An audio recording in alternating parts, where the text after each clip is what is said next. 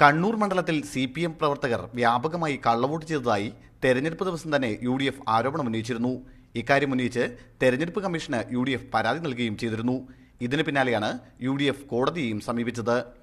ഇരിക്കൂർ നിയമസഭാ മണ്ഡലത്തിൽപ്പെട്ട എരുവേശിയിൽ LDF വ്യാപകമായി കള്ളവോട്ട് ചെയ്തതായി കാണിച്ച് കോൺഗ്രസ് മണ്ഡലം പ്രസിഡന്റ് ജോസഫ് കൊട്ടുകാപ്പള്ളി നൽകിയ ഹർജിയിലാണ് 26 CPM പ്രവർത്തകർക്കെതിരെ കേസെടുക്കാൻ തളിപ്പറമ്പ് ജുഡീഷ്യൽ മജിസ്ട്രേറ്റ് കോടതി കുടിയാമല പോലീസിന് നിർദ്ദേശം നൽകിയിരിക്കുന്നത്. കൂടുതൽ സ്ഥലങ്ങളിൽ കള്ളവോട്ട് നടന്നതായും നിയമ നടപടികളുമായി മുന്നോട്ട് പോകുമെന്നും DCC പ്രസിഡന്റ് K. സുരേന്ദ്രൻ പറഞ്ഞു. ഇതൊരു പരമ്പരാഗതമായ അവകാശമാണ്. ഇത് ഒരു എന്താ പറയേണ്ടത്, ഇത് ഞങ്ങൾക്ക് മൗലികമായ ഒരു അവകാശമാണ് കള്ളവോട്ട് ചെയ്യൽ എന്നാണ് CPMകാർ പറയുന്നതെങ്കിൽ ഒരു കാരണവശാലും കള്ളവോട്ട് എന്നുള്ള പ്രക്രിയ കണ്ണൂരിൽ അനുവദിക്കില്ല എന്നത് തന്നെയാണ് കോൺഗ്രസിൻ്റെയും UDFിൻ്റെയും തീരുമാനം. ഇതേ ബൂത്തിൽ കോൺഗ്രസ് പ്രവർത്തകരും കള്ളവോട്ട് ചെയ്തതായി കാണിച്ച് CPM എരുവേശി ലോക്കൽ സെക്രട്ടറിയും കോടതിയെ സമീപിച്ചിരുന്നു.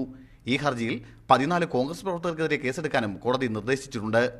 പരാജയഭീതി മൂലമാണ് UDFിന്റെ കള്ളവോട്ട് ആരോപണമെന്നും കേസിനെ നിയമപരമായി നേരിടുമെന്നും CPM ജില്ലാ സെക്രട്ടറി P. ജയരാജൻ പറഞ്ഞു.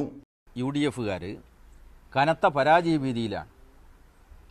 ഈ കണ്ണൂർ പാർലമെന്റ് മണ്ഡലത്തിൽ ദയനീയമായിട്ട് പരാജയപ്പെടും എന്ന് സുധാകരന് ബോധ്യമുണ്ട്.